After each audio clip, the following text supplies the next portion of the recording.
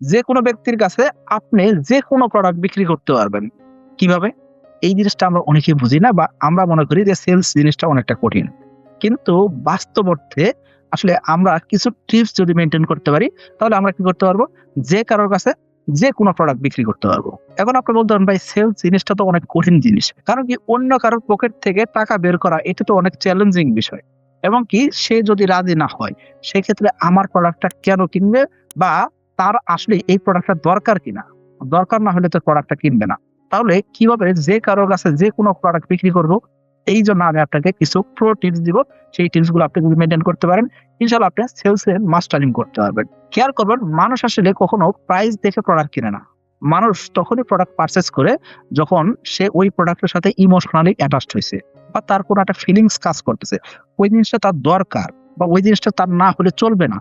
এরকম সময় না হওয়া পর্যন্ত অ্যাকচুয়ালি ওই প্রোডাক্টটা কেউ কিনতে রাজি হয় না। তার মানে মানুষ আসলে ফ্যাক্ট কিনে না, মানুষ কিনে কি ইমোশন অথবা ফিলিংস। যখন কোনো একটা জিনিসের সাথে তার ইমোশন কানেক্ট হয়ে গেছে, ফিলিংস কানেক্টেড হয়ে গেছে, তখনই মানুষ ওই জিনিসটা কিনার জন্য ১ম অনুভব করে যে এটা আমার দরকার। যখন তার কাছে মনে হয় যে এই জিনিসটা না হলে তার চলবে না, তখনই শুধুমাত্র মানুষ পারচেজ করে। তাহলে আপনি যদি একজন সেলসম্যান হন অথবা আপনি যদি একজন বিজনেস ওনার হন, সেক্ষেত্রে আপনি সেলস কিভাবে জেনারেট করবেন? সেলস জেনারেট করার জন্য আপনি কয়েকটা ধাপ অনুসরণ করতে পারেন। সর্বপ্রথম আপনার যে কাজটা করা উচিত সেটা কি? আপনি প্রোডাক্টের দাম বলবেন। দাম বলার পরে আপনি চুপ থাকবেন। আপনার প্রোডাক্টের অমুক ফিচার আছে, অমুক জিনিস আছে। এইজন্য এই প্রোডাক্টটা সেরা, এসব কিছু বলার দরকার নেই। আপনার প্রোডাক্টের দাম কত সেটা মানুষ যখন জানবে, তারপরে আপনি যখন সাইলেন্ট থাকলেন, তখন ওই মানুষটা চিন্তা করার একটা সুযোগ পাবে যে এই প্রোডাক্টের দামটা কেন বেশি বা কেন কম বা এই প্রোডাক্টের দামটা আসলে ন্যায্য। এটা যখন তার মনের ভিতর চিন্তা নিয়ে আসতে পারবে, চিন্তা করার পরে আপনাকে যখন প্রশ্ন করবে, সেই ক্ষেত্রে তখন আপনার আগানো উচিত। কিন্তু আপনি দাম বলার সাথে যদি আপনার প্রোডাক্টের অমুক সুবিধা আছে, অমুক জিনিসের জন্য আপনার প্রোডাক্টটা কিনা উচিত বা আপনার প্রোডাক্টের দাম আসলেই এরকম হওয়া উচিত বা আপনার প্রোডাক্টটা এমন প্রিমিয়াম জিনিস দিয়েছেন, এইসব যদি আপনি বলতে যান, সেক্ষেত্রে দেখবেন কি আপনার কাস্টমার আপনার থেকে প্রোডাক্ট কিনতে রাজি হবে না বা এই প্রোডাক্ট নিয়ে তার তেমন কোনো আইডিয়া তৈরি হবে না। যার কারণে বিক্রিটা হয় না। তাহলে সর্বপ্রথম কাজ কি?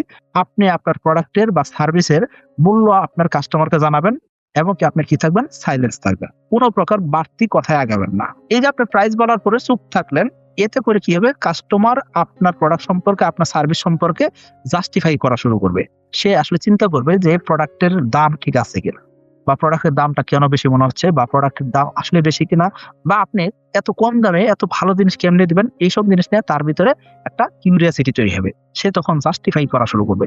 জাস্টিফাই যখন কাস্টমার করবে, সেক্ষেত্রে অ্যাকচুয়ালি কাস্টমার ডিসিশন নেওয়া শুরু করতেছে। এই যে কাস্টমারের সিদ্ধান্ত নেওয়ার শুরুটা কিভাবে তৈরি হলো? আপনি প্রাইস বলার পরে চুপ থাকলেন এর মাধ্যম দিয়ে। কিন্তু আপনি যদি অনবরত কথা বলতে থাকেন বা অনবরত আপনার প্রোডাক্ট সম্পর্কে জানাতে থাকেন, সেই ক্ষেত্রে কাস্টমার প্রোডাক্টের দাম নিয়ে জাস্টিফাই করতে পারে না। ৩য় যে কাজটা করবেন সেটা কি? আপনার প্রোডাক্ট বা আপনার সার্ভিস বা আপনি নিজে ভ্যালুয়েবল হন, রেয়ার হয়েন না। কারণ কি মানুষ চিন্তা করে যে আমি একটা প্রোডাক্ট কিনবো, সেই প্রোডাক্টটা অবশ্যই ভ্যালুয়েবল হইতে হবে, দামি হইতে হবে, মূল্যবান হইতে হবে। তবে এটা রেয়ার প্রোডাক্ট যাতে না হয়। রেয়ার প্রোডাক্টের কাস্টমার কিন্তু অনেক কম হয়। অন্যদিকে আপনি সার্ভিস দিবেন বা আপনি সেলসম্যান, আপনি যদি রেয়ার পারসন হন, সেক্ষেত্রে তার কাছে ১ম সন্দেহ তৈরি হবে যে আমি পরবর্তী সার্ভিস কোথায় পাবো? বা আমি এই প্রোডাক্ট যদি ভালো না হয়, সেক্ষেত্রে এই মানুষটাকে আমি ধরবো কেমনে বা এই মানুষটার সাথে কানেক্টিভিটি কেমনে তৈরি করবো? এইজন্য রেয়ার পারসন হওয়া যাবে না, আপনি ভ্যালুয়েবল পারসন হইতে পারেন। এই যে আপনি ৩ টা ধাপ অনুসরণ করছেন, ৩য় ধাপের পরবর্তী ৪র্থ ধাপে অলরেডি আপনার কাস্টমার আপনার প্রোডাক্ট সম্পর্কে ধারণা পেয়ে যাবে এবং কি প্রাইস নিয়ে তার ভিতরে একটা কনফ্লিক্ট তৈরি হবে অথবা প্রাইস নিয়ে তার ভিতরে একটা সন্তুষ্টি তৈরি হবে। এই যে সন্তুষ্টি তৈরি হলো, তার মানে কি? প্রাইস আসলে ইস্যু না, প্রাইস কোনো ফ্যাক্ট না। ফ্যাক্ট কি ছিল? প্রাইসটা জাস্টিফাই করতে পারছে কিনা, প্রাইসটা জাস্টিফাই করার সুযোগ আপনি দিচ্ছেন কিনা। এই জিনিসটা কিন্তু কাস্টমারের কাছে অনেক বেশি ইম্পোর্টেন্ট। ৫ নাম্বার যে ধাপটা আপনারা অনুসরণ করবেন সেটা কি? সঠিক মার্কেটিং করা। আপনার প্রোডাক্টের ঠিক কাস্টমার কারা সেটা আপনাকে খুঁজে বের করতে হবে। এখন আপনি বলতে পারেন যে ভিডিওর শুরুতে তো আপনি বলছেন যে যেকোনো প্রোডাক্ট যে কারো কাছে বিক্রি করতে পারবো। এই ক্ষেত্রে আপনি তো বলতেছেন যে সঠিক জায়গায় মার্কেটিং করতে হবে। অর্থাৎ সঠিক মানুষের কাছে জিনিসটা নিয়ে প্রমোশন করতে হবে বা আপনার প্রোডাক্ট সম্পর্কে বা সার্ভিস সম্পর্কে জানাইতে হবে। এই তো মার্কেটিং, তাই না? এই জিনিসটা করতে বলা হইতাছে। তাহলে তো আপনি চাইলে বাংলাদেশে ১৮ কোটি বা ২০ কোটি মানুষ আছে, সকলের কাছে মার্কেটিং করবেন। এই পরিমাণ এফোর্ট আপনি দিতে পারবেন কিনা বা সকলে আপনার কাস্টমার হবে কিনা অথবা আপনার যে প্রোডাক্ট সেই প্রোডাক্টটা কি আসলেই সকলেই ব্যবহার করবে কিনা? একদম শিশু থেকে শুরু করে নিয়ে বৃদ্ধ পর্যন্ত সকলে আপনার প্রোডাক্টটা ব্যবহার করবে কিনা? এসব বিষয় কিন্তু অবশ্যই ফ্যাক্ট, তাই না? সো আপনি আপনার প্রোডাক্টটা কার কাছে বিক্রি করবেন সেটা আপনার সিদ্ধান্ত নিতে হবে। কিভাবে? আপনার মার্কেটিং এর মাধ্যম দিয়ে। এই জিনিসটা কিন্তু আমরা কি করি? ফানেলিং করে নেই যে আমার কাস্টমার কারা? ১ম এ আছে স্ট্রেঞ্জার অর্থাৎ আননোন পারসন। তারপরে আমার ফানেল হয়ে একদম জেনুইন যারা কিনবে, যারা ইন্টারেস্টেড তাদের তো আমরা টার্গেট করি, তাই না? সো ওই কাস্টমার পর্যন্ত যাওয়া সেটা খুব জরুরি। এখন আমি আপনাকে একটা উদাহরণ দিচ্ছি। আমাদের আরো একটা কোম্পানি রয়েছে Shakib agrotech private limited company. এই কোম্পানির কল সেন্টারে আমাদের দৈনিক মোটামুটি ৪০০ বা ৫০০ র আশেপাশে ফোন কল আসে। এই জিনিসটা আমাদের কমপক্ষে দৈনিক ফোন আসতেছে। এর পাশাপাশি আমরা আবার কি করতেছি? আমাদের কাস্টমারকে আউটবাউন্ড করতেছি। অর্থাৎ আমাদের কাস্টমার যারা আছে তাদের সার্ভিস দিতে যাচ্ছি বা আমরা নিজেরা কাস্টমার হান্ট করতেছি, এরকম ভাবে কাজ করতেছি। তার মানে মোটামুটি ভাবে কম করে হলো ৫০০ বা ৫০০ প্লাস আমরা ফোন কল রিসিভ করতেছি বা ফোন দিচ্ছি। এই যে প্রসেস চলতেছে, এই প্রসেসের ভিতরে আপনাকেও কিন্তু নিয়ে আসা হয় নাই। কারণ কি? আপনি ওই কোম্পানির কোন প্রোডাক্ট কেনার জন্য এখনো রেডি না বা আপনার কাছে ওই জিনিসটা বিক্রি করব বা বিক্রি করার দরকার সেটা কিন্তু আমরা ইন্টারেস্ট ফিল করি নাই। অর্থাৎ আপনার ওই প্রোডাক্টের দরকার নেই। তাহলে আপনার কাছে আমরা কেন মার্কেটিং করব বা আপনার কাছে কেন আমরা পৌঁছাবো? আশা করি বুঝতে পারছি। তার মানে যারা আমাদের কাস্টমার হওয়ার জন্য আসতেছে বা আমরা যাদেরকে কাস্টমার তৈরি করতে যাচ্ছি, তাদের কাছে শুধুমাত্র আমরা মার্কেটিং করতেছি। এই জিনিসটা খুব জরুরি। সর্বশেষ আমাদের তালিকায় ৭ নাম্বার যে জিনিসটা আছে সেটা কি?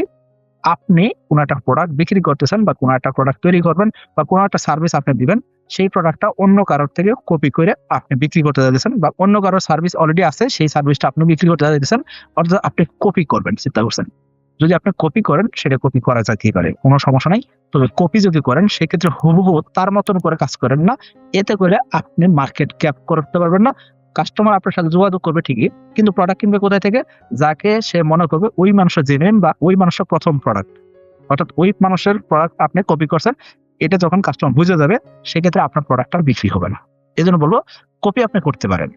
কিন্তু কপি যখন করবেন সেই কাজটা অবশ্যই এমনভাবে করতে হবে যেটা আপনার প্রোডাক্ট বা আপনার মতন করে করছেন সেই জিনিসটা হইতে হবে। এখন আপনি বলবেন ভাই একটা যদি উদাহরণ দিতেন, ধরুন এই একটা মাউস। এটা শুধুমাত্র একটা কোম্পানি বানাচ্ছে এরকম না তো। মাউস তো অনেকে বানাচ্ছে। কিন্তু সেম কোয়ালিটি বা সেম জিনিস বা সেম প্যাটার্ন এ কয়জন বানাইতেছে? হাতের গ্রিপের ভিতরে আসবে কিনা সেটা একটা বিষয়। এসব বিবেচনা করে আপনি কোন একটা কোম্পানির বা কোন একটা জিনিসের আপনি কি করতেছেন? প্রোডাক্ট কপি করতেছেন। সেটা অবশ্যই কি করতে হবে? আপনার কাস্টমার যাতে চিন্তা করতে পারে যে আপনি কি করছেন? এটা আপনার নিজস্ব প্রোডাক্ট। কিন্তু মাউস কিন্তু সকলে বিক্রি করতে পারে বা অনেকে বিক্রি করতেছে। সো আপনিও বিক্রি করা শুরু করতে পারেন। কিন্তু আপনারটা একটু কাস্টমাইজ করা। অথবা আপনার এই প্রোডাক্টটা আপনার ব্র্যান্ড ভ্যালু তৈরি করবে এরকম হইতে হবে। কিন্তু হুবহু সেম টু সেম ডিজাইনের যদি আপনি তৈরি করেন, সেক্ষেত্রে কাস্টমার আপনার প্রোডাক্টটা অবশ্যই কপি প্রোডাক্ট বলতে পারে। এই কারণে আপনার বিক্রি কমে যেতে পারে অথবা বিক্রি নাও হইতে পারে। অথবা আপনার প্রোডাক্ট যদি একবার বিক্রিও হয় সেক্ষেত্রে মানুষ ঐরকম ভ্যালু দিতে চাইবে না, দাম দিতে চাইবে না, মূল্য দিতে তারা চিন্তা করবে এটা তো কপি প্রোডাক্ট। এই প্রোডাক্টের দাম ওইরকম হওয়া উচিত না বা এই প্রোডাক্ট নিয়ে তাদের সন্দেহ তৈরি হবে। সেইজন্য বলব যে আপনি যখন কোন একটা বিজনেস করতেছেন, কোন একটা ব্যবসা করতে চান, সেক্ষেত্রে এই জিনিসগুলো যদি আপনি করতে পারেন, ইনশাআল্লাহ আপনি নিশ্চিন্তে সেলস বের করতে পারবেন। কিন্তু আমরা সেলস এর নাম শুনলে ভয় পাই। এই কারণে দেখা যায় আমাদের সেলসটা কিন্তু এরকম জেনারেট হয় না। আমরা আমাদের কোম্পানিতে এরকম টেলিকমার্কেশন সেলস এর জন্য নিয়মিত আমরা বিজ্ঞাপন দেই, নিয়মিত ভিডিও জসে সার্কুলার যায়। সেখান থেকে আমরা যখন লোক হায়ার করি, অধিকাংশ ইন্টারভিউতে যেই জিনিসটা দেখা যায় সেটা কি? তারা সেলস জিনিসটাকে ভয় পাইতেছেন এবং কি তারা মনে করতেছেন কি গতানুগতিক যে সেলস গুলা হয় সেরকমই হবে। কিন্তু দিন পাল্টাইছে, যুগ পাল্টাই গেছে। মানুষ এখন অনলাইনে কেনাকাটা করার ক্ষেত্রে খুব সাবধান এবং কি তারা খুব চিন্তা ভাবনা করে খুব সুন্দর করে ডিসিশন নিতে জানে। সো আপনি যদি এরকম দক্ষতা অর্জন করতে না পারেন, সেক্ষেত্রে টেলিকমিউনিকেশন কেন, ফিল্ডে কেন, এসআরআই কেন বা আপনি একজন ফাউন্ডার হিসেবে যেকোনো জায়গা থেকে ভালো করতে পারবেন না। আশা করি বুঝতে পারছি। সকলে ভালো থাকবেন, সুস্থ থাকবেন। আসসালামু আলাইকুম।